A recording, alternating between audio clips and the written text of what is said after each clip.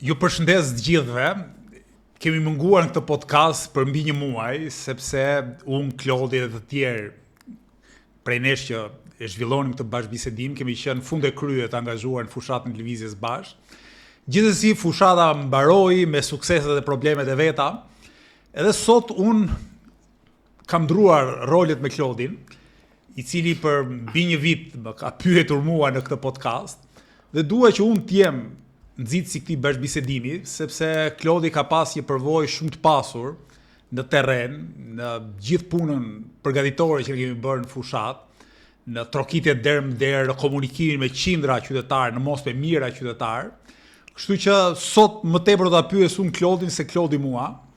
Do flasim fillimisht për përvojën e fushatës, për përvojën e ditëve të lodhshme të numërimit votave, dhe pastaj do të bëjmë edhe një analizë për rezultatin e zgjedhjeve. Ku po shkon Shqipëria, apo shkon drejt autoritarizmit, apo drejt sistemeve tjera politike, që gjithsesi ne si aktivistë lëvizjes bashkë do na vendos përpara sfidave të reja, të cilave sigurisht duhet jemi të përgatitur të përgjigjemi në mënyrë të duhur. Mirë se erdhe Klodi. Mirë se gjendem Arlind. Kur kam qenë unë në podcast, do me thonë që isha ai që të merja në pyetje, ishin më rajhun e tretë, tani një vit më vonë, se po bëhet pothuajse afro një vit, do me thënë që e kemi kriju këtë podcast, e kemi kriju verë skaluar. Tani që po flasim jemi në rajhun e 4, në mandatin e 4 qeverisës Edi Ramës. Mendoj se i rrugtim edhe më i fort, edhe më i ashpër na pret përpara. Edhe unë para se të fillonte ky bashkëbisedimi po i thoj Arlindit si ka mundësi o burridheu ti 40 e sa vjeç dhe ke i pasion dhe i vullnet politik, domethënë të pandalshëm. Vazhdon, domethënë për shumë kënd po ta shohësh edhe në televizion edhe në rrjetet sociale ka kaplu i far demoralizimi total. Shohim figura analist politik që kanë vënë kujen edhe vajin.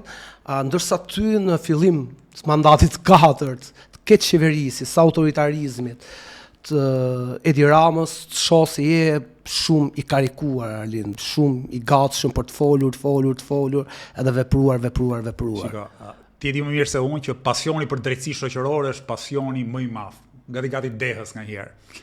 Edhe jeta ime, po besoj edhe jeta e shumë aktivistëve të lëvizjes bashkë, tashmë i kushtohet këtij pasioni për drejtësi shoqërore. Edhe kjo nuk na lëshon asnjëherë, nuk na bën asnjëherë të bijem pesimizëm, dëshpërim, të shkurajohemi. Do gjejmë gjithmonë mënyra për të ringritur, edhe për të luftuar për atë që është e drejtë. Lufta për drejtësi është e vetmja luftë që nuk mbaron asnjëherë. Ti mund të humbësh një betejë, ti mund të barazosh një betejë tjetër, ti mund të kesh një fitore modeste në një tjetër betejë, e prapse pra të vazhdosh deri ditën ku çdo njeri do ketë mundësi ta jetojë jetën e vet me dinjitet. Bertolt Brecht më duket, poeti gjerman, thotë se drejtësia për popullin është nevojë e përditshme ashtu si buka që ai han, domethënë, për ta bëj paralelizëm me atë çfarë the.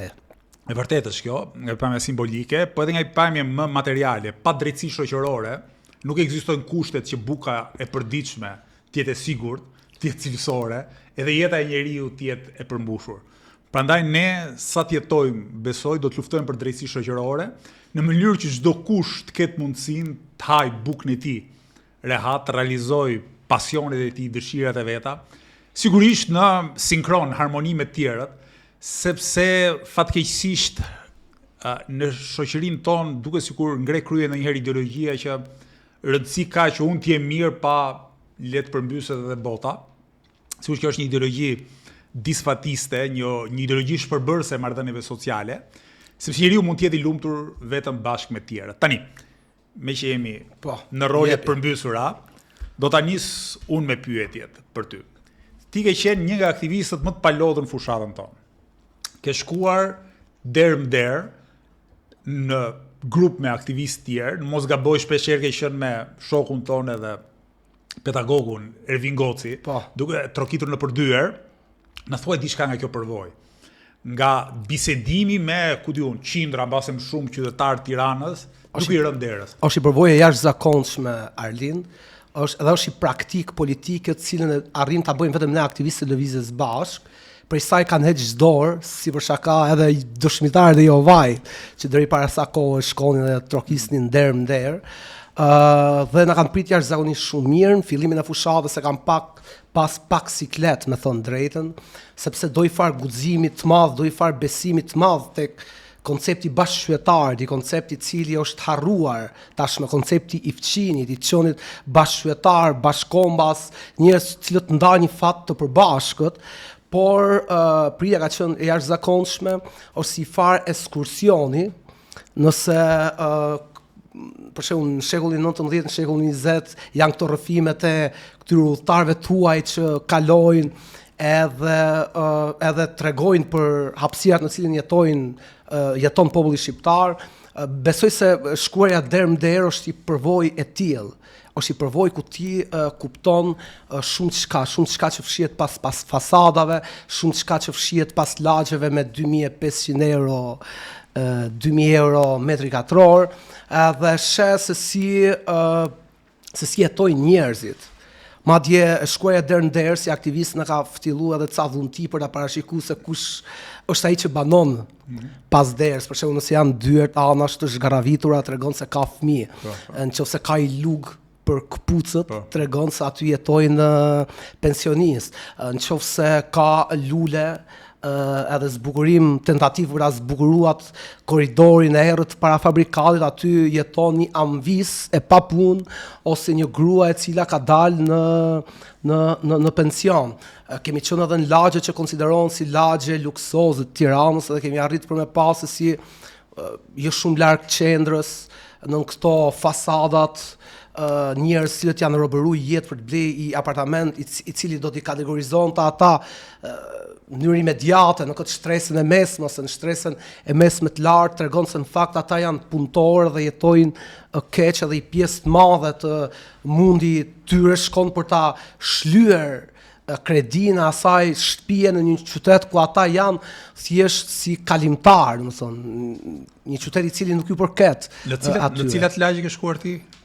Unë kam qenë tek njësia 2, tek tregu elektrik, tek Mihal Grameno, kemi qenë tek njësia 1, kam qenë Astir, kam qenë shkolla Vasil Shanto, tek ato pallatet aty para fabrikateve, dhe shef për shembull se si njerëz, se si kanë ngec kryesisht tek para fabrikatet, se si kanë ngec, domethënë, ëndra dhe ashensori social për qindra mijëra njerëz që kanë jetuar në këtë qytet, kanë parë në këtë qytet të ngrihen bizneset pafundme, ngrihen kullat pafundme, ketë zhvillime nga më luksoze të shtohen në restorantet e shtrenjta, dyqanet e shtrenjta, ndërkohë që këta njerëz janë mbyllur në parafabrikate. Kemi pa për shembull pensionistë. Shumica e apartamenteve kryesisht në parafabrikatet janë pensionistëve të muar, njerëz të smur që nuk dalin nga shtëpitë e tyre. Kemi has edhe personazhe publike të cilat na kanë lavdëruar, na kanë njoftë dhe na kanë edhe qerasë, na kanë pritur shumë mirë. Mendoj se tek shqiptarët ekziston një farë etike e shtëpisë. Kuptimin edhe hasmi po të ishte, edhe i bjen derës nuk të zbojnë ose nuk të largojnë. Është shumë interesante kjo si përvojë, fatkeqësisht nuk e kam, se në ndarjen e punës unë isha ai që duhet të ecte për tregje në hapësirat publike bashkë me një grup aktivistësh për shpërndar fletushka për të biseduar me qytetarët në sferën publike, ndërkohë që ti dhe shumë të tjerë, sidomos në një qytet si Tirana, por me sa diun kjo është provuar edhe në qytete të tjera, kishit detyrën që të bënit biseda më intime, më të afërta me qytetarët. Meraku ynë ka qenë se koha ka qenë shumë e kufizuar për ta bërë edhe më intensiv këtë si proces, sepse është vërtet mënyra më e mirë për të folur me qytetarët. Unë kam vënë re që partitë e tjera zakonisht kur shkonin në përdyer thjesht lidhin fletushkën. Jo vetëm hedhin poshtë derës edhe asgjë tjetër. As poshtë derës alin, thjesht marrin një grumbull të madh fletushkash, edhe i hedhin nëpër korridor, edhe ty duhet i lopat për të lëviz, domethënë nëpër korridore nga numri i madh i tyre, sepse kanë pagu fëmijë 14-15 vjeç, domethënë, të cilëve ju kanë dhënë para, ju kanë dhënë një fletushka dhe ju kanë thënë tani shpërndajeni. Edhe ata jo vetëm që nuk i kanë lënë këtë dera, po e kanë zhvlerësuar. Fletushka nuk besoj se ka pësu në herë inflacion më të lartë se në këto zgjedhje. Çdo parti e madhe apo e vogël, përveç nesh i ka pas hedh fletushkat korridoreve. Madje tek pallati im, unë banoj në njësinë 2, çdo ditë zgjohesha me fytyrën e Olta Xhaçkës për tokë. Dhe një fletushka të shumta që hidheshin nëpër korridor me fytyrën e Olta Xhaçkës.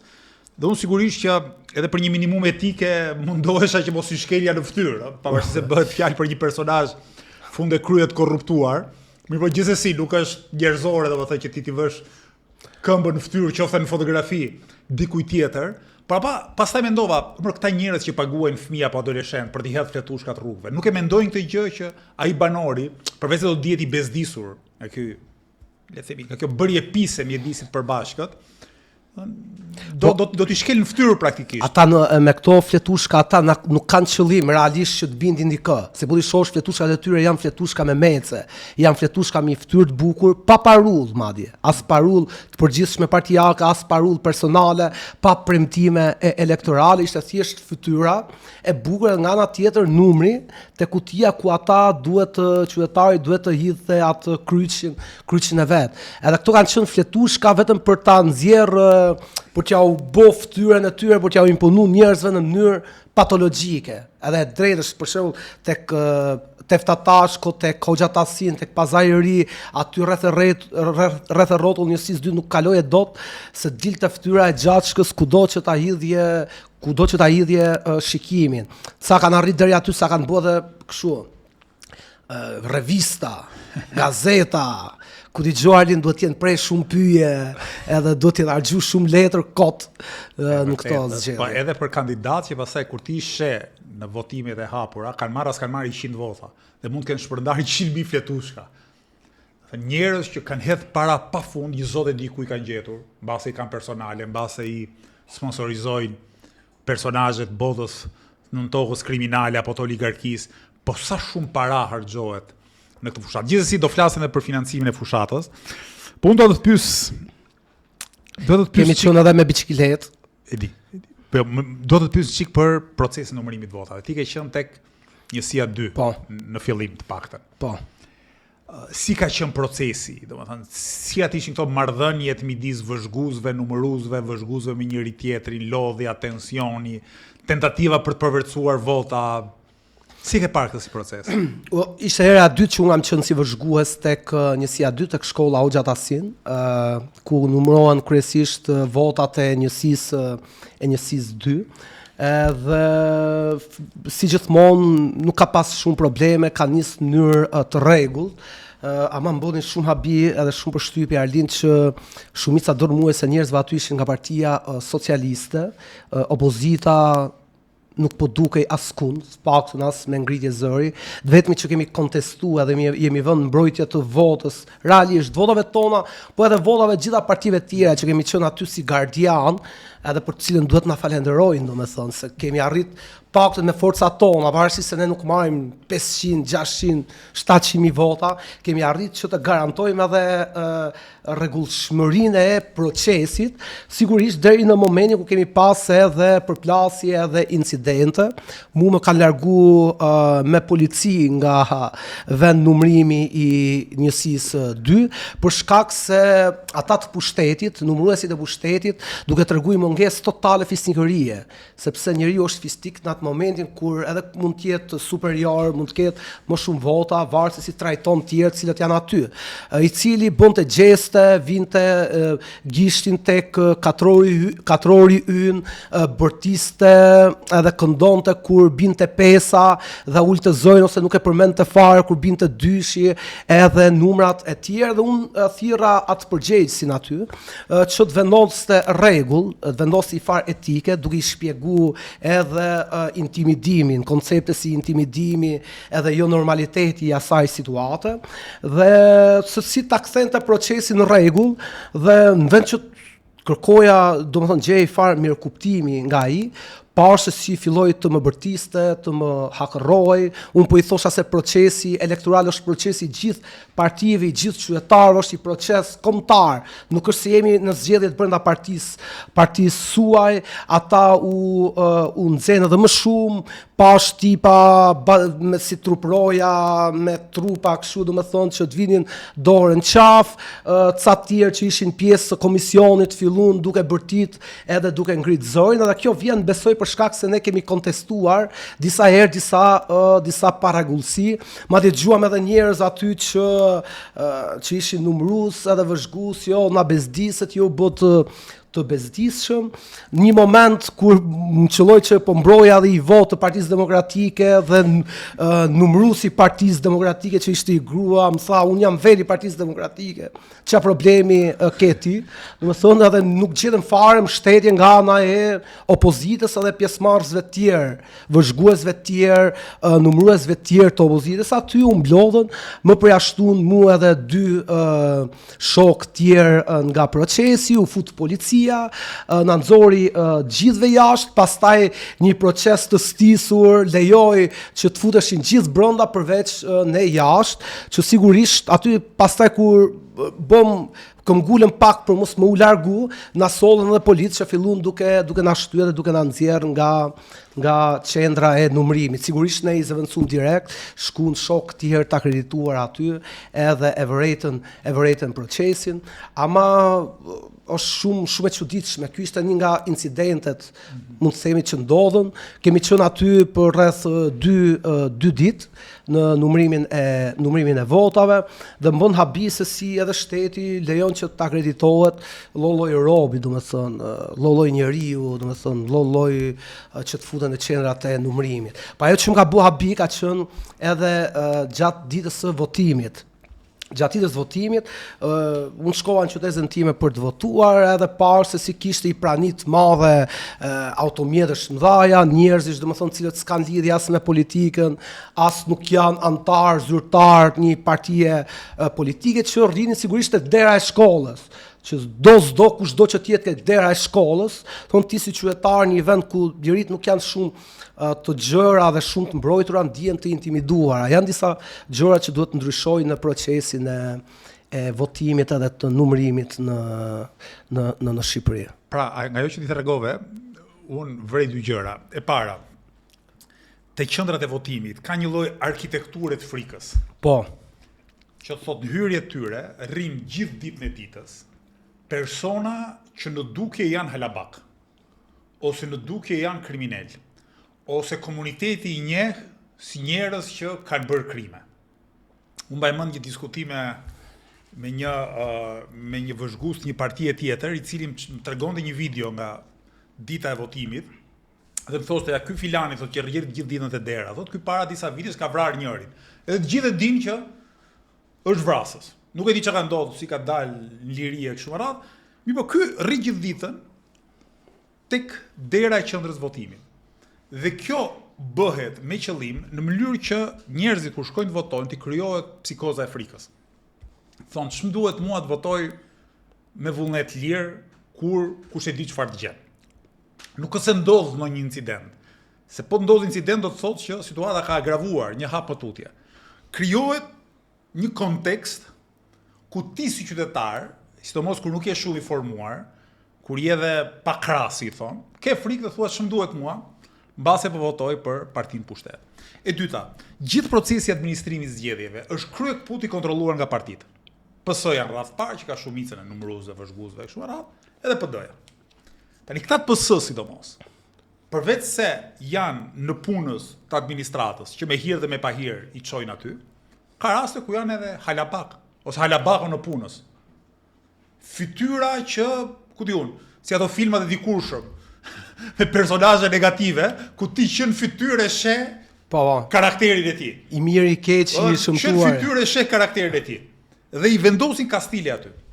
Vendosin njerëz që unë kam dëgjuar nga aktivistë tjerë kur numërojnë votat, bëjnë gjeste, hollojnë zërin, trashin zërin, tallen me tjerët që po i vëzhgojnë, pikërisht për provokuar nervat e tjerëve, në mënyrë që të ketë një skandal dhe ai thotë ti e bëre skandalin. Pyetja është si ka mundësi që prej 34 vitesh ne kemi një sistem politik pluralist, edhe nuk na kanë ikur halabakët prej derës së qendrës votimit dhe militantë e partisë prej numërimit votave.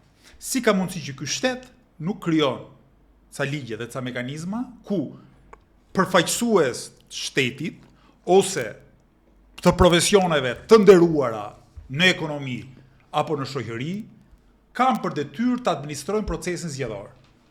Do të thënë, imagjinoni një alternativë ku me detyrim hidhet një short me detyrim dhe atyre që midis gjyqtarëve, prokurorëve, profesorëve të universitetit, studentëve, avokatëve, ku diun, njerëz që kanë një profesion që po e humbin gjithçka dhe kanë dhe një lloj reputacioni në shoqëri, zgjidhen me short dhe kanë për detyrë të administrojnë procesin zgjedhor. Partitë pastaj duhet të kenë gjithë vëzhgues. Siç kemi ne vëzhgues, le të ketë PS-ja, PD-ja kështu me radhë.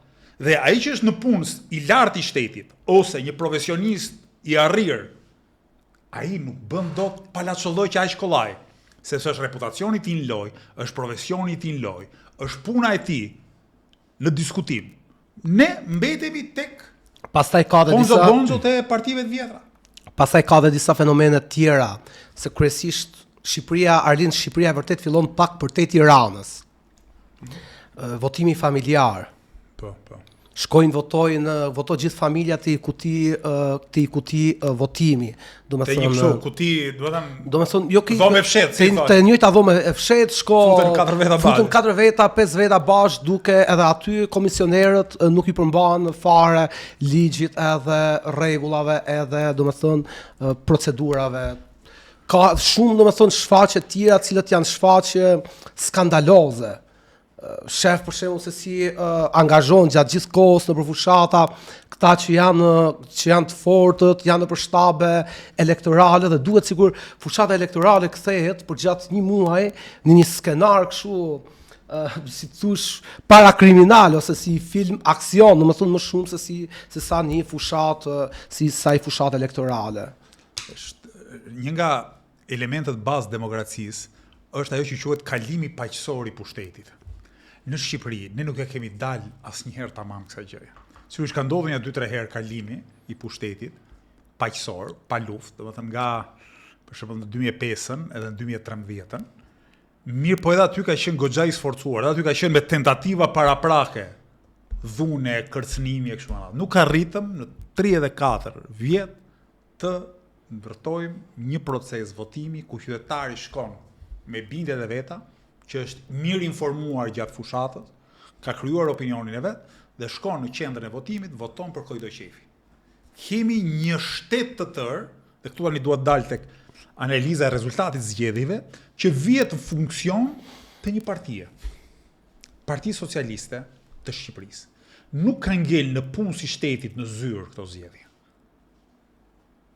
Pa u marrë paralelisht me fushat si patronazhist, me hir ose me pa hir. Sepse gjithë shtrojnë pyetjen, po si fitoi Edi Rama? Pse fitoi Edi Rama? Dhe shumica fatkeqësisht merren vetëm me kodin zgjedhor. Ose me kështu gjona që treni bullgar dhe arsyetime na keni vjedh 130.000 vet. Këta kanë marrë 53% votave në proporcional. Pyetja shtrohet pse? Pse PS-ja që sot duhet kishte të njëjtën peshë elektorale sa PD-ja, diku te 32%. Kjo është pesha e PD-s. Pse them që PS-ja duhet të ishte 32%? Se kjo është PD-ja pa pas pushtet. Kjo do duhet të ishte edhe PS-ja, sigurt mos kishte privilegjet e pushtetit. Pra dy karti nga 30%. Dhe 40% tjetër ishin garë gjitha partitë e tjera. Tani si ka mundësi që kjo parti, në vend që të marrë 30% zgjedhje, merr 53%. Hajde diskutojmë çik. Për arsyet pse Edi Rama fiton dhe ti thua Rajhu i 4, Arjan Çani thotë Ramsesi i 4, jeni dy kreativ në simbolet, metaforat si zgjidhni. Si mendon ti? Si mendojmë se ka fitu Edi Rama. E para është abuzimi me administratën. Mendoj se Edi Rama është kthy tipiku edhe më keq, besoj se ja i Sali Berisha, cilin ai denonconte 2013-ën edhe në 2009-ën. I ka vjedhur gjitha metodat e abuzimit me administratën. E dyta, mendoj se ka arrit për me mobilizu edhe ato banda, ka arrit me marrë edhe ato banda cilat i ka pas Partia Demokratike. më parë, që i kanë shërby Partisë Demokratike, tani kanë kalu me pushtetin. Për shembull, është një rast konkret ke ministrin e drejtësisë Ulsimanien, cilën e dërguan si delegat ose dërguar të madh politik në qarkun e Lezhës, i cili është i qark, i cili është problematik në këtë pikë. Pse duhet të ishte Ulsiu, i cili është nga Dibra, ka qenë deputet në Kamës, domethënë të dërgojnë në qarkun e Lezhës, me cilën ato nuk e lidh absolutisht asgjë. E treta është hedh para. Janë blej vota, për shembull këta të shtetit përdorin në mënyrë perverse listat e ndihmës ekonomike. E dinë se kush janë njerëzit më të varfër në territor dhe të cilët përmes qoftë paras ose qoftë përmes presionit munden për me e katërta kanë arritur për me ndërtu, kanë vënë re ke këta të pushtetit me ndërtu edhe teori konspiracioni. Hedhin për shembull shashka në qarkullim, në opinion, tipit ne e dimë se kush i konvenon cila flet votimi, pra ka i element të fshehtë aty ku ne e marrim vesh nëse ti ke votu ose nuk ke votu ose për kë ke votu, arrin me ndërtu edhe teori të tilla konspirative se PS-ja është keq, po vjen Gogoli, Berisha prap në pushtet. Shiko se sa shumë para po harxhon ai, po lidh marrëveshje me Trumpin, hajde të tregojmë, domethënë se jemi vend sovran edhe më the e të thash, pra përhapin në mënyrë kapilare teori konspirative për të ngjallë këto besnikërit edhe këto frikrat e vjetra, e pesta, po ta shohësh është shumë interesante kohën televizive, opozita e vjetër, ose pushteti i vjetër, se gjuna fëmijë thonë opozit, ka dy fishin e kohës televizive që ka vetë pushteti. Pra mendoj se pushteti ju jep edhe mundësinë për me thonë sa më shumë budallallëqe dhe për me dalë sa më shumë keq këtyre të opozitës vjetër, keca figura aty super arkaike, Xhelal Mziun për shembull, që çdo zgjedhje bën nga i sherr ku e nxjerr opozitën dhunuese edhe pushtetin të moderuar përballë idiotësirave edhe budallallëqeve që bëjnë. Po mbi gjitha mendoj se ishte edhe kodi elektoral i listave gjysmë të hapura, e cila ja dha ëndrrën çdo kujt për me qenë deputet, çdo grup kriminal, çdo band në Shqipëri, këto zgjedhje Arlin ka dashur që të nxjerr deputetët e vet në parlament. Do dalim te listat e hapura, po un kam merak një vëzhgim. Se mbështetësit e pushtetit gjithmonë evokojnë një kohë kur votat vidheshin dhunshëm. Dhe thoshin 96, e mbani mendi kur voti vota Sali Berisha? Hynin të fortët në qendrën e votimit, rrihnin komisionerët e opozitës, i merrnin fletët i plotësonin, i fusin vetë në kuti. Tani procesi është më i sofistikuar, duke qenë se është më i sofistikuar, gjurmat janë më të vështira për të gjendur. Po ka një gjë, Shqipëria në 30 vjet ka ndryshuar shumë. Atëherë kur vidheshin votat me të rrahur e me mbushje kutie në sy të gjithëve, atëherë ai që ishte ministër, e di çfarë vinte? Vinte tapetin nga zyra e çonte në shtëpitë vet. Sot asnjë ministër nuk vjedh tapetin e zyrës vet, se nuk ka nevojë. Vjedh në mënyrë më të sofistikuar, vjedh nëpërmjet koncesioneve, vjedh nëpërmjet firmave që krijohen nga të afërmëve të vet, që mos lë gjurmë. Kështu dhe vjedhja e votave. Nuk është më që ti futesh aty në qendrën e votimit dhe rre këtë dali përpara. Jo, ka mënyra tjera. Është ta kërcënosh qytetarin. Është ta mbash lidhur mbas bukës gojës, mbas ndihmës ekonomike, është ta shantazhosh me biznesin e tij të vogël. Është i thuar që shiko, ke dy fëmijë që sa kanë mbaruar shkollën, nuk kanë perspektivë, që mos të ikin jashtë, ma jep votën mua të gjithë si familje, dhe pastaj mbase ndonjërin prej tyre do ta rregullojmë, se rregullojnë fare, ama të mbajnë me shpresë një 6 muaj derisa ti t'i japësh votat. Pra, procesi është më kompleks, është më i sofistikuar, por në thelb mbjetet një lloj deformimi i vullnetit të qytetarëve. Qytetari nuk voton lirisht. Qytetari nuk voton për atë që do. Qytetari i vjen turp nga vetja pasi ka votuar. Nuk ka demokraci ditën që qytetari thot si ja hodha votën maskarejve. Po ç'a ti bëj? Ktu s'ka demokraci. E drejtë, po ta shohësh pushteti përdor edhe disa mekanizma, kuptimin të lënë ty 8 vite, 2 mandate të lënë pa rrugë. Një javë para zgjedhjeve vjen edhe ta shtron rrugën.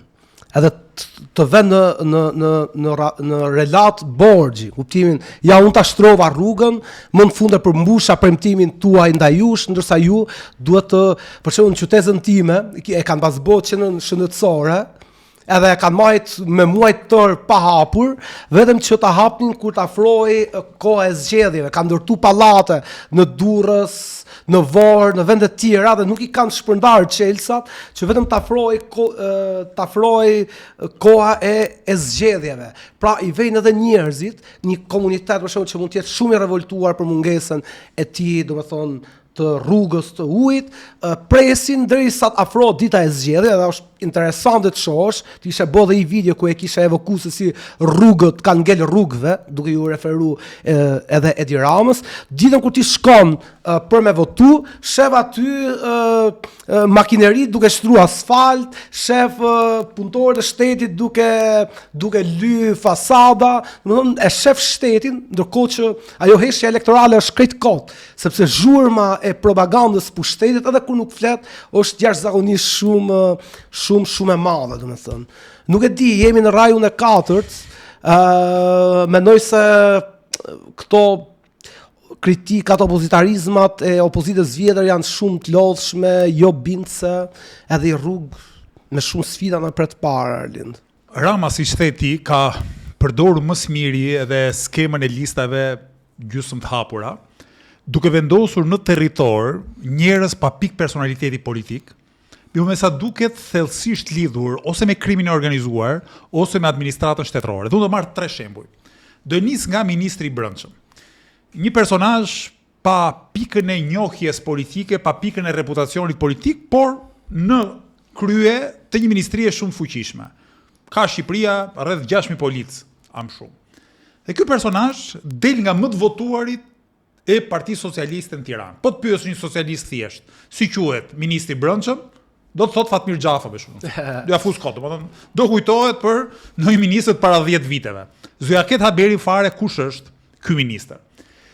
Dy rastet e tjera janë deputetja e Elbasanit me mbiemrin Mile dhe një deputet i Durrësit me mbiemrin Balla. Këta tani janë nga personat më të votuar. Kjo Milja më duket është më e votuar në Shqipëri. Kandidatja tek pull që nuk e njeh askush. Tek pull më e votuar, jo vetëm në Elbasan, por në Shqipëri. Tani, kush merr vesh nga politika, ka ngritur shumë dyshime që zonja në fjalë është mbështetur nga një prej klaneve të krimit organizuar në Elbasan, çopajt apo çelat? Çela. Tani nuk kam as shumë i updateuar është bosi telenovel turke kjo puna e krimit. Halabagët janë shndruar mafioz. Ndërkohë që ky Durrësit, Balla, me shumë gjas është nga një grup tjetër kriminal, Troplinët mos gaboj. Tani këta njerëz, pa pikë personaliteti politik, pa njohur askush, janë nga më të votuarit, dhe ata në kuvendin e ardhshëm Shqipërisë nuk do jenë deputetët e Partisë Socialiste, madje nuk do jenë as deputetët e Edi Ramës, do jenë deputetët e organizatave kriminale. Janë ata që do t'i bëjnë presion në emër të organizatave kriminale Edi Ramës dhe shtetit shqiptar në mënyrë që institucionet e shtetit shqiptar të vazhdojnë të tolerojnë feudet e tyre kriminalo-ekonomike në Elbasan apo në Durrës. Ky është një primitivizëm politik, ky është kthim mbrapa i politikës. Jemi duke u kthyer 100 vite më parë, ku shqiptarët nuk ishin drejt në votës masivisht, dhe ku këta baronët lokal zgjidhin ata që do i zgjidhin ata vetë. Ky është fenomeni më shqetësues. Dhe ky fenomen tregon që Edi Rama në dukje është i gjithë pushtetshëm. Po në realitet, deputetët e tij i kontrollon tjetër kush, një pjesë prej tyre të paktën, ose organizatat kriminale, ose oligarkët. Dhe Edi Rama në rastin më të mirë është negociator me këta aktorë parapolitik, që nuk duhet kishin as legjitimitet, as ndikim politik. Kjo është politika jonë e sotme, dhe kjo është arsyeja pse Edi Rama duket kaq i pushtetshëm, ka 83 deputet, po një pjesë ati 83-shi nuk i bindet ati.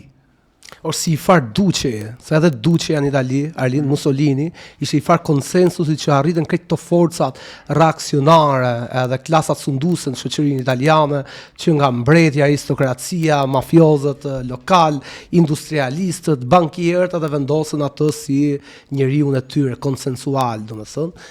Shumë duket edhe Edi Rama, për me fitu veda i pushtetin ka shit Shqipërinë, Arlind, edhe ka shit shumë lirë. Se ma kujtove shumë mirë Italin. paralelizmi me politikën italiane mbas luftës së dytë botërore. Demokracia kristiane qeverisi për 45 vite Italinë mbas luftës. Gjithmonë nëpër koalicione me parti më të vogla. Baza politike elektorale demokracisë kristiane ishte Italia e Jugut. Vendet më të varfra, më rurale të Italisë dhe më shumë në kontrollin e organizatave mafioze. Organizatat mafioze në Italinë e Jugut përcaktonin cilët politikanë demokristian duhet bëshin deputet, kryetar bashkie, nganjëherë dhe ministër. Tani mundej që ajo elita demokristiane aty në Rom të kujtonte se po qeveriste Italinë dhe pjesërisht mund ta qeveriste Italinë, por gjithmonë kokulur ndaj interesave të organizatave mafioze. Dhe nuk është çudi që mafia në Itali ka filluar të luftohet seriozisht në momentin që demokracia kristiane hyn në krizë dhe fundoset si parti politike. Sa kohë demokracia kristiane ishte e fortë, organizatat mafioze ishin jo vetëm të forta si grupime kriminale, se janë dhe sot, po kishin edhe peshë shumë të madhe politike. Dhe në Italinë e Jugut, në Siçili, po jo vetëm. Këto organizata mafioze kanë pas vrarë dhe përfaqësues politik të opozitës italiane. Madje ande nga fundi kanë filluar të vrisin edhe deputet apo përfaqësues demokristian, të cilët nuk arrinin më të siguronin atë mbrojtje politike, në momentin që filloi të shpërbohet sistemi i vjetër politik, që kishin siguruar dikur organizatave mafioze. Edi Rama ka këtë pushtet. Pra, pushteti dikujt i cili është në krye të shtetit formalisht, simbolikisht rre gjoksin, e paralelizon veten me Skënderbeun, një lloj si Skënderbeu i duket veten nga herë si shpëtimtari i Evropës, do të jetë i barabarti, madje i pari mes barabartëve të më të mëdhenjve të botës. Ata e tolerojnë se e shohin kështu gjysmak intelektualisht, do hajtë i bëjmë çik shefin këtij delirantit. Në fund fare, është një personazh grotesk. Është një personazh i cili pushtetin e ka fal të fortëve të krimit dhe të oligarkisë ekonomike. Po për ata që thonë se për shembull ka një pjesë e madhe, 90% e establishmentit italian, qoftë edhe opozitës, është kundër kësaj që thua ti. Për shembull thotë që Edi Rama nuk ka oligarki, Edi Rama është oligarku, nuk ka mafia, Edi Rama është mafiozi, do të thonë e kthejnë Edi Ramën një farë diktatori edhe të gjithë pushtetshëm, sikur do të thonë gjithçka që ndodh është Edi Rama aty, madje duke e kthy i farë hyu, timin që i japin gjithçka dhe çdo shpjegimi, çdo sjellje të mundshme politike i japin shpjegimin Edi Ramës dhe thon Arlindi thon nuk është i saktë në këtë që thon, se këta tjerë janë prestanome, çfarë emri kanë gjetë, si kanë gjetë edhe i emër, prestanome, shërbëtor, portofol të parave të Edi Ramës, janë shërbëtor që oligarkët, Ulaj, Kastrati, Mane që i thret Edi Rama ndarka dhe i rre me shpulla. Këta që mendojnë që Edi Rama nuk ka një bazë politiko-ekonomike, por është si zoti mbi tokë, i vetë mjaftueshëm, i vetë krijuar dhe i përjetshëm, nuk marrin vesh fare nga politika. Nuk kanë lexuar, më beso të them, një libër të hajrit politik. Ata që marrin vesh nga politika e kuptojnë që asnjë udhëheqës politik nuk ulet mbi asgjë, ajër. Ka një themel politik. Madje edhe drejtues politik në dukje shumë më të pavarur se Edi Rama dhe shumë më të fuqishëm, madje edhe me pasoja katastrofike për shoqëritë e tyre dhe për botën. Prap kanë pas një bazë politike dhe në fund fare kanë rënë kur e kanë humbur këtë bazë politike ose për shkaqe madhore si luftrat e gjëra të tilla. Po të marr dy shembuj. Adolf Hitleri, në vitin 1944, Adolf Hitleri i bën një atentat. Kush e organizon atentatin? Elita ushtarako ekonomike gjermane, që kur e kupton që Adolf Hitleri ka humbur luftën.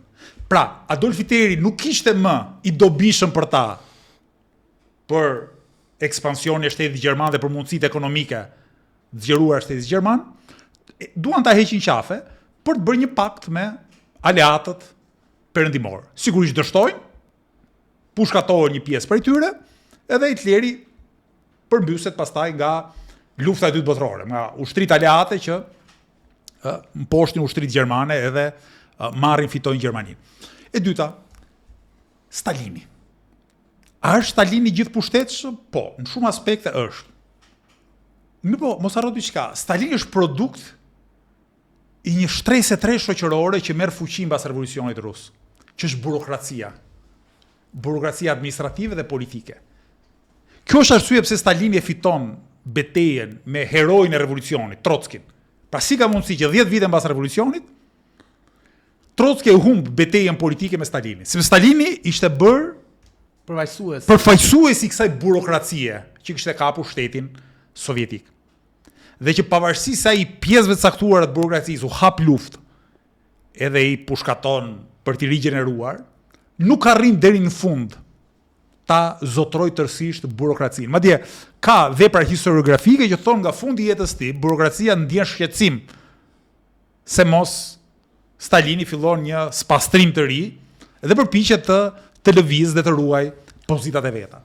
Tani, kur flasim për këto figura ogurzezat njerëzimit, që prapë se prapë, duke sikur kanë pushtet absolut, por pushtetin duhet ta ndërmjetësojnë me shtresa shoqërore ose me elitën burokratike. Kur vjen puna te Edi Rama, në këtë vendin nga më të varfërt e Evropës, edhe më të vegjëlit në Evropë, këta persona që gjithçka që kanë lexuar në jetën e tyre janë shkrimet e njëri tjetrit, asgjë tjetër, këta tani ngrenë teorinë e një gjeniu të skeqës, që është Edi Rama, që nuk ka asnjë shtresë politiko-shoqërore, ekonomike, e cila e ngre, e cila e mban dhe pa të cilën ai hyn krizë dhe pastaj bie. Imagjinoni moment kur Edi Ramës t'i kundërvihen të gjitha organizatat kriminale dhe të gjithë oligarkët. A mendon që do e kishte pushtetin? A mendon që do e ruante partinë? A do t'i çajë partia? A do t'i ikni një pjesë e deputetëve? A do të fuqizoheshin parti të tjera? Ka një legjendë që qarkullon nëpër Tiranë, Arlind, që thonë se e Rama nuk e morën në telefon për një 2 javë këta oligarkët, edhe ai ka kaluar nga momentet më të shqetësuara politike të tij, saqë në mënyrë groteske i kishte telefonuar ai ato duke ju ofruar gjëra, kuptimin, thjesht 2 javë nuk i ra në telefon për absolutisht. Ai puthe tullën, ai kujt ja puthe më Salillarit. Këtyre personazheve që kur s'qan dot, duhet të qeshësh me ta. A bën kështu gjeste servilizmi?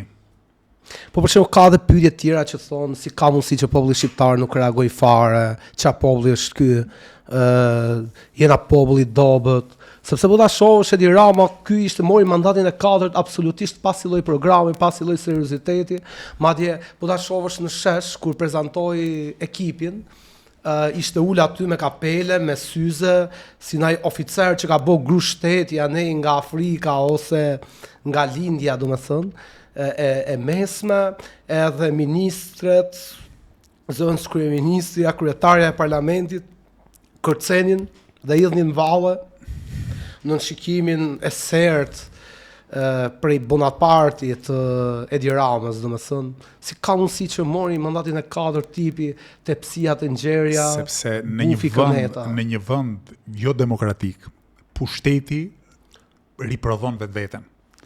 Në një vend demokratik me institucione të forta, pushteti të konsumon. Në një vend jo demokratik, pushteti të forcon. Po bëj një paralelizëm. Barack Obama u zgjodh në vitin 2008 president i SBA-s, me shumicë të madhe. Në 2012 u rizgjodh, por i ran pak pendat. Në 2016 partia e Barack Obamas, pavarësisht se ende konsideroi presidenti suksesshëm, humbi zgjedhjet. Pra pushteti konsumon, pushteti e bjerë bazën e mbështetjes, për një arsye të thjeshtë, Klodi, sepse politika elektorale bën që partitë të garë me njëra tjetrën të shtojnë ritmin e premtimeve. Sa më e fortë jetë gara, aq më të mëdha janë premtimet, dhe pastaj bën vaki dhe fiton, dhe e ke vështirë që ti mbash një pjesë konsiderueshme të premtimeve. Qytetarët zhgënjehen, pastaj dhe votojnë rivalin tjetër. Po ky cikël vazhdon, çdo 4 vjet ose çdo 8 vjet. Në një vend jo demokratik, nuk kanë fare rëndësi premtimet. Fare. Edi Rama ka hyrë në zgjedhje pothuajse fare pa program.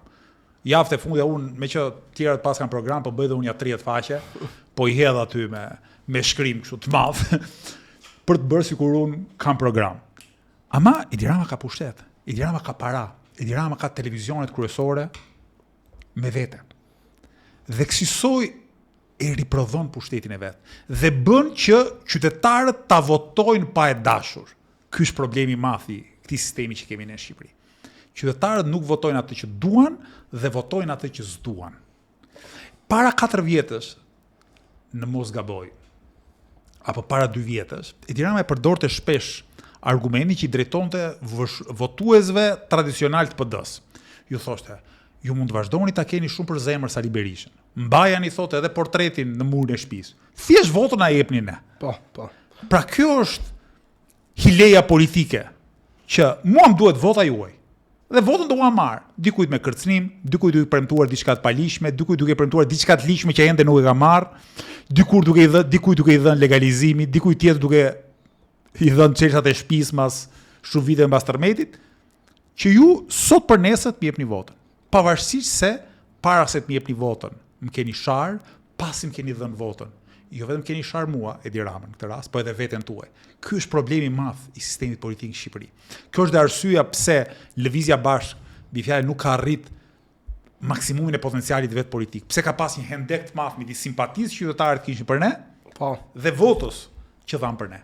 Shumë nga qytetarët që na kanë dashur me zemër, që kanë dashur që ne të dinim shumë mirë zgjedhjen, në momentin e fundit kanë vendosur të votojnë për partinë pushtet. Për 1001 arsye që prekin interesat e tyre të vogla, frikrat e tyre, kërcënimin që ndjejnë, faktin që thonë ha ta provojmë edhe një herë se mos na vjen Gogol Berisha. Pra ka 1001 arsye që ky pushtet riprodhon veten për të zezën e gjithë shoqërisë në fakt. Përveç pushtetit, më ka bërë abi edhe opozita. Kanë hedhë jashtëzakonisht shumë lekë Arlind. Nuk e di të vinë të turp me shku me 10 euro se sta pranonin euron gjatë fushatës elektorale, ishte bosi dhëramia, domethënë, lek në sponsorizime në rrjetet sociale, lek në billboardera, lek në kudo ishte, po t'hapje i portal, t'hapje i gazet, hapje, domethënë i faqe në internet, dilte fytyra e tyre gjithkund, me miliona fletushka, drega darka, domethënë, edhe ta shohësh se nuk kanë arrit qoftë opozita vjetër, qoftë opozita e re për me kap një domethënë të hedhësh, sponsorizosh çdo postim, sponsorizosh gjithçka në fund ditës, ato 10-ra, 100-ra mijëra like-et, ato biliona njerëz që ke takuar, mos të përkthehen në votë. Problemi i PD-s, për ta veçuar PD me partitë e tjera, e para është fakti që sa më fort bëj fushat, sa më shumë para të hedh, aq më shumë në një farë kuptimi i shërben pushtetit, sepse kësaj pushteti frikson votuesit e vet tradicional. Pra, kapitali më i madh politik i Edi Ramës është t'i thot socialistit tradicional, shiko, mos voto Lëvizjen Bashk, megjithëse ty të pëlqen më shumë se PS-ja, se na erdhi ky. I tmerrshmi, Gogoli, Përbinçi, personazhi i viteve 90. Na ktheu në kohën kur të rrinin në rrugë, qofse thoje poshtë qeveria, apo të fshinin nga puna në administrat, bilopat, jo tek e tek. Kështu që fryrja e PD-s, si thua ti, billboardat ata gjithandej, fushat me goxha shpenzime, këshilltar trampisto amerikan që paguhet $6 milion, kanë krijuar përshtypje që shiko, Berisha po ringjallet. Kështu që hajde e votojmë edhe një herë këtë të poshtrin që po na qeveris sot, për të shmangur një të poshtër që na duket edhe më i rrezikshëm. Kështu ka menduar elektorati tradicional. Madje po ta shohësh Edi Rama hodhin qarkullim edhe video nga 97, pamje nga Godeci, pamje nga 21 janari, krejt këtë, domethënë retorikën e storlash, domethënë riktheu edhe një herë fuqishëm në skenë, paktën javën e fundit, domethënë, duke e fry edhe duke e zmadhu Dordolecin, sa Gogol s'u nga fush, më Dordolecin Berisha. Këtë gjë e kanë bërë, Partia Socialiste ka bërë gjithmonë. Dhe gjithmonë kanë pasur sukses përveç se një rasti, në vitin 2005. Dhe vitin 2005, pavarësisht se Fatostan ose kohë, njëlloj si Edi Rama sot, u përpoqë të risillte në vëmendjen e publikut Gogolin Berisha, atëherë PS-ja kishte një problem, sa ishte ndarë si parti. Dhe LSI-ja së koshme, e formuar nga Ilir Meta, ish kryeministër deri 2 vite më herët, ishte mjaftueshëm e fuqishme për të marrë një pjesë të elektoratit që dikur votonte PS-n Dhe nga ajo, po themi çarja e asaj partie, fiton Berisha dhe koalicioni i tij. Çdo herë tjetër, socialistët kanë përdorur me sukses kur kanë qenë pushtet vet, ide që erdhi ky Gogoli, dhëna i marrë të gjitha. Është interesant fakti që dhe ky është një problem i madh që ka Sali Berisha dhe gjithë PD-ja. Është interesant fakti që pas 30 ca viteve nga politikanët e rëndësishëm, njeriu që akumulon më shumë lef vazhdon të jetë Sali Berisha. Shikoni edhe në këto sondazhet e pëlqyeshmërisë publike. Është nga këto politikanët e rëndësishëm që ka pëlqyeshmërinë më të ulët edhe pa pëlqyeshmërinë më të lartë. Dhe ky është avantazhi më i madh politik i Ramës dhe i kujdo që do jetë në vend të Ramës në Partinë Socialiste sa kohë Berisha të jetë përfaqësuesi kryesor i Partisë Demokratike. Mirë, problemi i PD-s akoma dhe më i thellë. Se sikur problemi i PD-s ishte vetëm Berisha, do e kishin hequr Berishën. Do kishin dalë forca brenda asaj partie, burokrat, politikan të një rangu më të ulët, që do e kishin përzënë Berishën.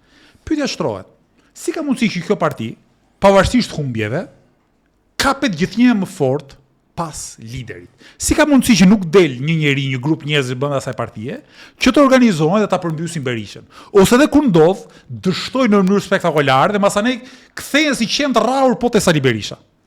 Siç ishin këta, ish deputet e Lulzim Bashës. Po. U kthyen gjithë, i hëngrën fjalët e tyre, na fal, tha, na bë edhe një herë deputet.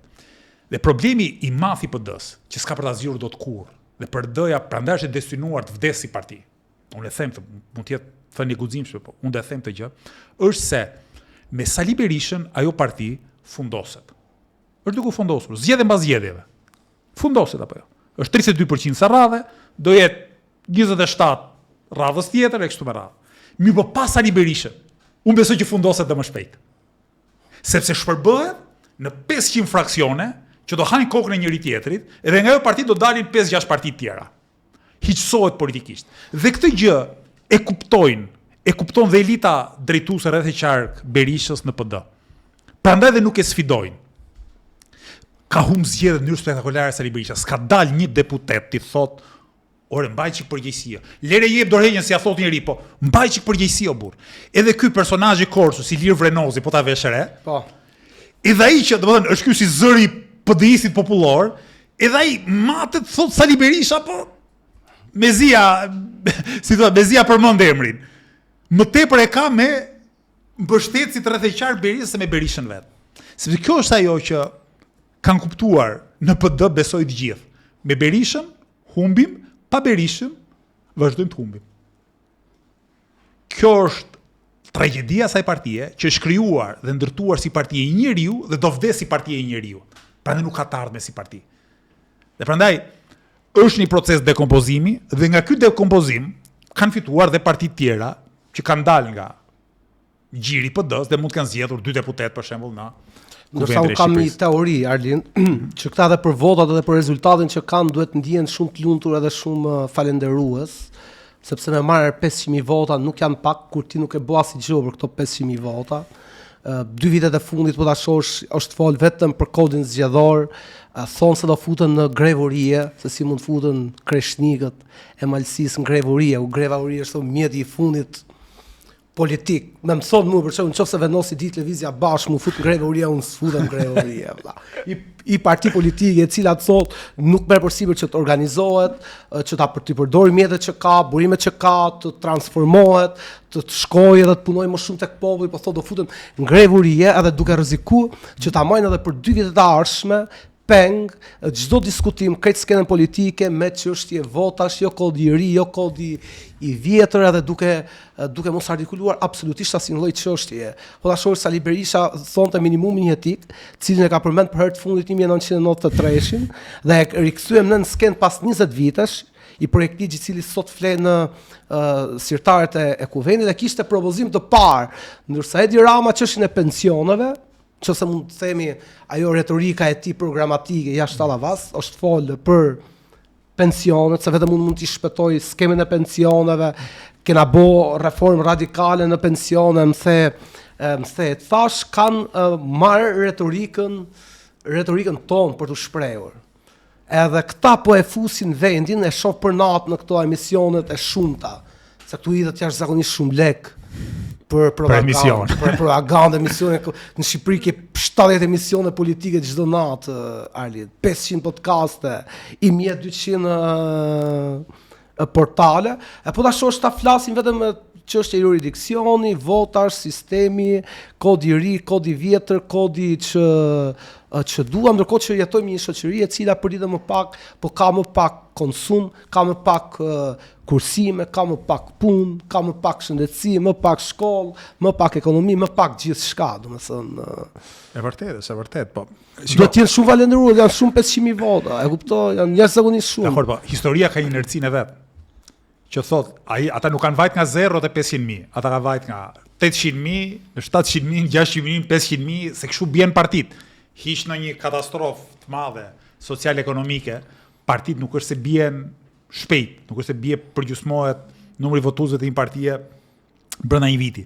Mirë, PD-ja nuk është e reformueshme, se nganjëherë nuk e di a ke vënë re qëndrimet e një gazetari për cilën ne kemi goxha vlerësime dhe simpati, Andi Bushati. Ai ka këtë tezën që PD-ja duhet bëhet parti për vërtetë, duhet të radikalizohet, duhet të bie oligarkë kështu më radh. Do mendoj që kjo parti është e pamundur. Sepse nuk mund të jetë edhe partia e Sali Berishës edhe entouragjit, ti edhe partia që i bie oligarkisë. Është parti që mbështetet nga oligarkët. Sikur PD-ja ti bie oligarkisë, oligarkët heqin prizën e financimeve, kush do i paguaj 6 milionë. Përveç kësaj, ju tregon faturat, sa lekë kemi dhënë të shkuarën, kujt i bie ti? Ne që të mbajmë lek, ne që të japim zyrat, ne që të kemi vënë televizionin në dispozicion, i bie dot Sali Berisha Bashkim Ulet për shembull? Seriozisht e ke? I bie dot Aleksandr Frangajt, i bie dot Samir Manes apo Shefqet Kastratit? Zgudzon. Gjen ndonjë kështu gjysmak nga këta oligarkët, nga këta që janë më tepër entourazhi Ramës se sa oligarkë Mirëfill, dhe ata i telendis në emër. Është shumë interesante si sekretari i partisë Flamur Noga në një anë thotë nuk ka oligark. Domethënë nga ana tjetër ju bie televizion, nuk ju bie oligarkëve, dhe kur ju bie televizioneve, ose i sulet aty në terren, ai figura fosile kështu arkaike si Edi Paloka etj, i sulen as gazetarit të emisionit i sulen aty gazetarit të terrenit, domethënë, duke i lehur atyre, domethënë ndërkohë që nga ana tjetër thonë se nuk ekziston oligarku, që është pikërisht pronari i këtij televizioni. E dyta, elita drejtuese e PD-s janë njerëz që parazitojnë prej dekadash në privilegje. Qoftë vetëm rroga dhe privilegjet e deputetit. 10 vet aty që s'bëjnë asnjë punë, kanë harruar dhe profesionin e tyre për dekada, janë deputet, dikur kanë qenë ministra, jetojnë jashtëzakonisht mirë, kanë lidhje me oligarkin, kanë bizneset e tyre, dhe këta mendojnë që do humbin gjithçka për të fituar gjithçka. Jo, ata janë shumë të lumtur, të rrinë aty ku janë, përjetësisht në vendin e dytë, sepse edhe vendi i dytë do të thotë fitosh çik më pak se vendi i parë. Të vazhdosh të kesh privilegjet, të vazhdosh të përfillin se ku i dihet aktorët e fortë të ekonomisë, dhe thua që kush e di, po ndodhi katastrofa, ne jemi aty. Prandaj PD-ja shumë e lumtur me vendin e dytë, nuk e çan kokën për asnjë gjë tjetër, nuk ka ndonjë shpresë apo ndonjë aspirat për të transformuar gjendjen, kështu që vazhdon këneta politike. Këneta me në krye Edi Ramën, edhe një stol më poshtë Sali Berisha. Këta dy janë këneta xhint. Dhe gjithë tjerët pastaj që u vinë vërdall edhe si është ajo. Këneta gjithë sidoqoftë ka një florë dhe faunë shumë të pasur. Po ka për shembull njerëz cinik, se është shumë e lehtë Arlin, ka në shoqërinë tonë ka përditje më pak aktivistë, përditje më shumë analistë, duket sikur jemi një shoqëri drejt, shoqëri totale analistësh, që thonë, po mirë ne i dim këto gjëra, po ju si do fitoni kuptimin, si do ta mposhni këtë. Duke nënkuptuar kështu se duhet ndroni mjetet edhe ju, e ke parasysh ta keni fytyrën e bukur, por të bëni si këta se ndryshe duke thonë se shikoni bashkëpunojmë me oligarkin, nuk marrim lek nga oligarkia, jena forca me ide edhe me program, nuk do të arrini askund. Ne do të fitojmë pa ndruar rrugë, po duke përmirësuar ecjen tonë dhe strategjin tonë në rrugën e drejtës. Ata që thonë ndroni rrugë për të fituar, po të thonë thjesht braktis qëllimet e mira, emancipuese dhe shije pushteti si qëllim vetvete. Një parti moderne, një parti me karakter emancipues, pushtetin e shes si mjet për të arritur qëllimet mira, jo si qëllim vetvete. Dhe ne besoj do ja dalim, siç kanë dalë popull tjerë dhe shoqëri tjera, që të fitojmë pa i tradhtuar idealet, por duke organizuar më mirë, duke i njohur më mirë situatën, duke vepruar në mënyrë më racionale, po pa mbyllur syt ndaj padrejtësive, ndaj shkaktarëve këtyre padrejtësive, ndaj problemeve të mëdha që ka shoqëria shqiptare dhe duke dhënë gjithmonë me guxim alternativën e duhur. Mos harro diçka, Klodi, ne jemi një parti tashmë parlamentare. Kemi hedhur një hap shumë të rëndësishëm përpara. Është i pari hap, po s'do të jetë i fundit hap. Ka edhe të tjerë Arlind që thonë se ju duhet hiqni dorë nga politika e programeve, duhet hiqni dorë nga politika e ideve, që janë këto e majta dhe e djatha, ju duhet i përshtateni i populli, se tash është bën mod për me e shat popullin, i popullit tallavaje, dhe kështu që edhe ju duhet i bini Karadyzenit, edhe të përdorni këto mjetet që përdojnë rëndon gjithë. Kush heq dorë nga politika e parimeve, e ideve dhe programeve, i fut duart në xhepat e qytetarëve. Këtë na tregon historia jonë, pa dhe historia e vendeve të tjera. Politika o bëhet parimore, që thot ke disa parime, ke disa objektiva që janë e mira e përbashkët, dhe ke i karakter të fortë moral, dhe pastaj zgjedh strategjinë e duhur për të arritur këto objektiva, dhe sigurisht strategjia është gjithmonë e diskutueshme, ose përndryshe, në moment që e humb busullën morale, politika shndrohet në qëllim vetvete, ose në qëllim për të pasuruar. Tani mbase në shoqëri ka njerëz nga këta që merren me politikë, që s'kan asnjë lloj ideali, s'kan asnjë lloj parimi. Kanë vetëm një objektiv: fitimin, paran, lavdin, a ku diun çfarë tjetër. Por nuk kemi të bëjmë me ta. Ne nuk na lidh asgjë me ta. As edhe një gjë. Ne politikën e shohim si një mënyrë e para për të përfaqësuar interesat e të papërfaqësuarve. E dyta për të ngritur çështje që janë interes publik, dhe e treta për të dhënë zgjidhje të gjithë këtyre problemeve dhe gjithë këtyre çështjeve. Për ta bërë këtë gjë, sigurisht kemi nevojë të fitojmë sa më shumë mbështetje qytetarësh, sa më shumë vota, të kemi sa më shumë deputet në kuvend, të kemi një moment shumicë qeverisë në vendin tonë. Përndryshe, çdo gjë tjetër është komplet e kotë. E provuan edhe të tjerë, Klodi, këtë politikën e Karadyzenit që thua ti. Dhe përfunduan një lloj si ne. Me një deputet. Si është ai, u mbars Mali dhe Polli 1000. Dhe Polli 1000. U mbars njëri që thoshte do marr 71 deputet. Një personazh kryetari i këtyre koalicioneve partive të reja. Dori tha do marr 71 deputet. Pastaj tha 12 deputet. Qeshi i madh dhe i vogël, gazetari thoshin, po kujdes çiko, zotëri thoshin se është vështirë të marrë 71 deputet me herën e parë. Ja, do më gjoni mua dhe shifrit do marrim 71 deputet, pastaj lloj-lloj shifra është dhanë. Shifra më modeste. E këtyre që do bëjmë grup parlamentar. Edhe lapajt edhe shejaj. Do bëjmë grup parlamentar, thoshin të dy me nga 7 deputet. U mbars Mali, edhe në rastin e parë Polli 1000, në rastin e dytë Polli 2000. Me shumë vështirësi. Duke hedhur para dhe dynjas, unë mendoj që po të hetohet shpenzimet e partive gjatë fushatës, ne patjetër do dalim partia me shpenzimet më modeste, 10 herë në mos 100 herë më pak shpenzime se partitë e tjera. Po këta që kanë marrë nga 1 apo nga 2 deputet që kanë hedh miliona euro në gjykimin tim, që një zot e di ku i kanë gjetur, se dhe ai që thot i kam hedh nga xhepi im, nuk ka njeri që shpenzon nga xhepi vet kot, ose edhe nëse shpenzon si investim për ti shumë fishuar këto para nesër në qeverisje, ka dështuar sepse i bie që ka investuar miliona euro nga xhepi i vet për të qenë partner një koalicioni të ardhshëm qeverisës, për të vjedhur pastaj për t'i bërë ato miliona, dhe Edi Rama ka marrë 83 deputet. Dhe këta janë duke rënë kokës me grushta. Këta që mbarsën Malin e Pollën 1000 janë duke rënë kokës me grushte. Ne që asnjë moment nuk kemi thënë sa deputet do marrim. Mua më kanë pyetur 100 herë gazetarët, sa deputet do marrim, nuk kam dhënë një përgjigje. Lëvizja Bashkë ka të sigurt vetëm një vot timen. Vetëm një vot kemi të sigurt timen. Çdo vot mbi timen unë e konsideroj një hap përpara. Kemi marrë 25.000 vota, rreth 25.000 vota, jemi shndruar parti parlamentare me një fushat shembullore, fantastike, nuk e teproj fare kur them fantastike, në ide, në kreativitet, në për kushtim, forma aktivizmi. në të gjitha, me mjete jashtëzakonisht modeste, të tërheqësh, unë e ti se kemi bërë, po të tërheqësh bicikletën, kam thënë, me karroceri është jashtëzakonisht e vështirë. Po. E kam bërë disa nga shokët tanë. Imagjinon në malore, një bicikletë me një karroceri që është ai posteri ynë Po, edhe për ta shëtitur për qytet. Edhe me një zë të regjistruar në një magnetofon që u thot qytetarëve në boks që Po. votoni për lëvizjen bashkë. Kjo ka qenë fushata jonë.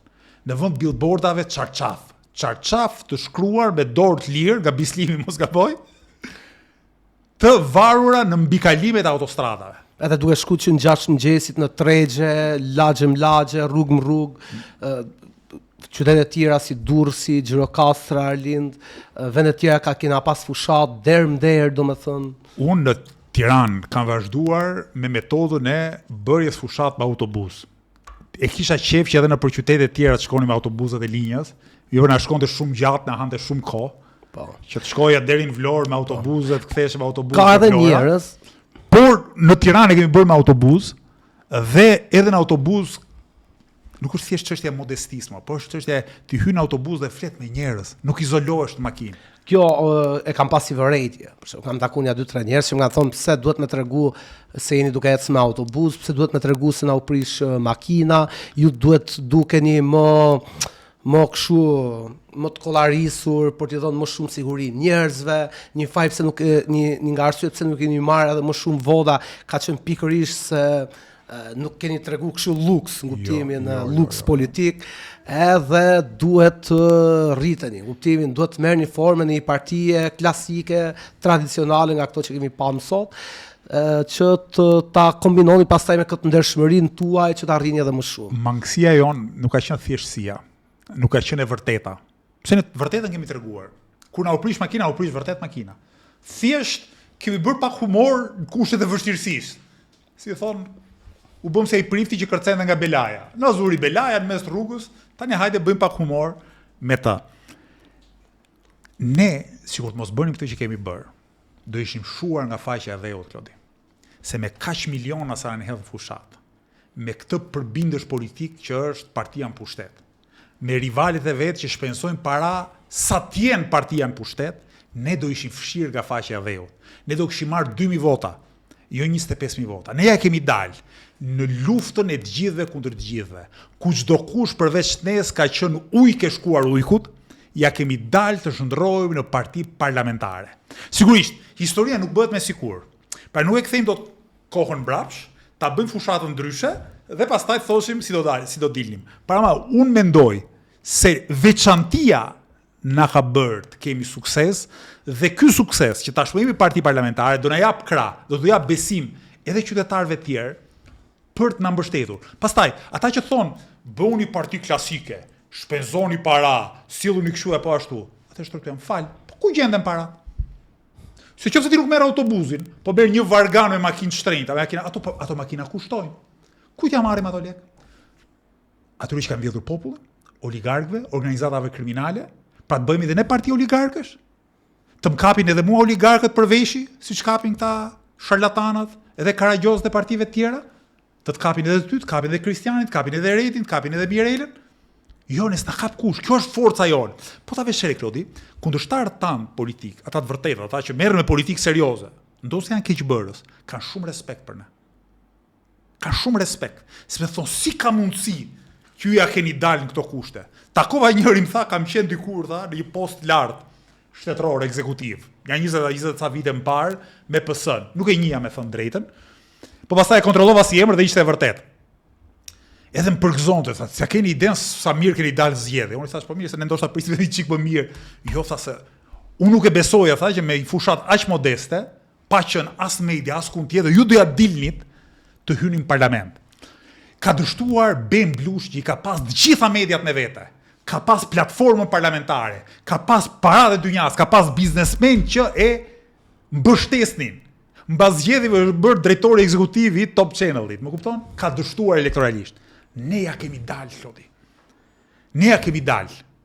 Të shndrohemi në parti parlamentare, të shndrohemi në 2 vite e gjysmë, nga një organizat politike me 30, maksimumi 40 aktivistë, në një parti parlamentare me 25.000 votues dhe me një mandat krejt sigurt, krejt plot në kuvendin e Shqipërisë. Ka edhe tjerë që thonë që ju jeni djem edhe vajzat mirë, por jeni pak radikal, e keni gjuhën pak të ashpër, jo po oligarkia, do të thonë gjithë kohës, jeni konfliktual, pse nuk bashkoheni edhe ju me dikë që është ekstremist i djathtë, për shembull libertarian që bie ndesh me gjitha idejet, kërkesat tona politike, aktivizmin, parimet të 10 vitet e fundit si Agron Shehaj, ose pse nuk bashkoheni me dikë si Adriatik Lapaj. Madje arrin deri aty sa të na vjen edhe një pozitë që nuk është fare e vërtetë. Kuptimi sikur ne jemi trazovaçët edhe konfliktualet në këtë marrëdhënie, kur në fakt qoftë ty, qoftë mua, qoftë Red Muçin, qoftë këtë në tjerëve në kanë sharë nga familjarët, si të thush, me adresa qoftë falso, qoftë haptazi, në kanë qujtë komunistë të përgjakshëm, ku di gjohën me Sorosin, mjaftin, Rothschildët, ku di gjohën alienët, ndërkohë që thotë ju, sigurisht, me tendencë, do me thënë, se ai që s'ka tendencë, do më thënë, arrin ta kuptoj, thotë ju, thotë, jeni ata që jeni hap konfliktin e partitë e vjetra, me partitë e reja. Kur mendoj për lëvizjen bashkë, më shkon mendja tek dhoma e komunëve, që dhoma e ulët e parlamentit anglez. Ka dhe një format shumë të bukur, janë përballë partitë aty. Edhe deputetët kur mbajnë fjalime, kanë një aur dinjiteti. Është vërtet, po të ndjekësh një seancë të parlamentit anglez, mund të jetë ndoshta parlamenti më i bukur në botë. Edhe më duhet lëvizja bashkë tamam si një parti në këtë lloj konteksti. Sigurisht, ne themi të vërtetë me zë të lartë, ne kritikojmë në mënyrë radikale, ne harxojmë 1 vit e gjys kohë për të hartuar një program që do ta transformojë Shqipërinë nëse realizohet. E prapë, ne nuk e ndym gojën asnjëherë. Po ta them, njeriu që flet më fort në lëvizjen bashkë jam unë. Çdo aktivist tjetër, kur u kundërvihet të tjerëve, u kundërvihet me një ton më të zbutur se toni im.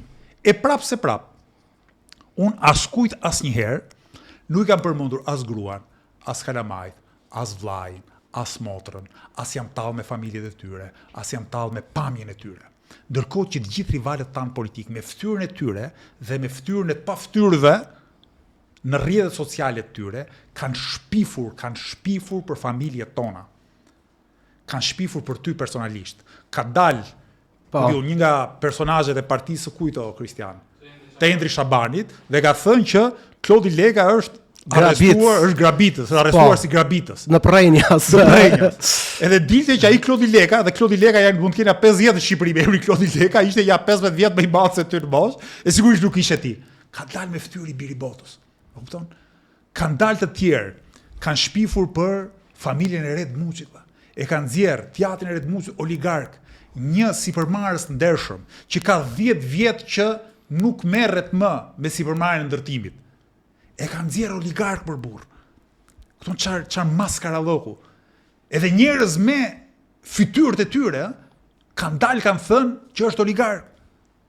Përfaqësues tyre partive tjera, gazetare kështu me radhë. Patulpsisht kanë thënë që Red Muçi ka bler postin e të parit në listë, një kafshëri, një gënjesh në ku diun, e pacip. Nuk u mjaftuan me kaq. Kanë dalë në rrjetet sociale. Kanë thënë që bashortja ime punon drejtoresh në Bashkinë e Tiranës. Një çmenduri. Të gjithë që mund të interesohen e gjej kollaj që bashortja ime punon tek UNDP-ja. Pra, një prej strukturave të Organizatës Kombeve të Bashkuara që s'ka asnjë lloj lidhje, varësie, as me Bashkinë e Tiranës, as me Shtetin Shqiptar, me asgjë.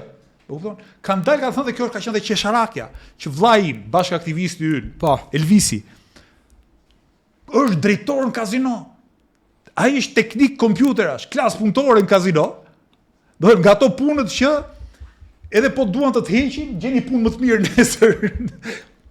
Krahasuar me punën që ke, vetëm kanë shpifur dhe kanë shpifur njerëzit e Agron Shehajit, Adriatik Lapajt, Endri Shabanit. Lere më pastaj ata Tedi Ramës e Sali Berisha, ata e kanë profesion këtë gjë, më kupton? Bledi Mane me shok, ata e kanë profesion, apo Syri, ata e kanë profesion. Po këta që luteshin, hajde bashkëpunojmë. Këta kanë bërë lojën më të pisë të mundshme. Këta kanë thënë që Redi Muçi do jap dorëheqjen nëse fitojmë vetëm një deputet, ne dhe unë do bëhem deputet. Kjo gjë s'ka për të ndodhur kurrë sigurisht. Dhe tani duhet të hanë fjalët e veta. Ama kjo është nga kritikat ose kërkesat më të sinqerta. Ka njerëz për shembull që thonë që kur kam votuar në lëvizjen bashk, kam votuar për Arlind Qorin, domethënë, edhe duhet që Arlindi të jetë deputet, domethënë. Sepse mendojnë se vetëm ti e lëvizja bashkë, kupton, edhe Shqipëri ka ndaj tradit, duke qenë edhe kështu që adhurojmë liderin, kuptimin, lideri është. Tash që ti spranon, dalin ca të tjerë thonë Arlindi është autoritar se spranon për me qenë deputet.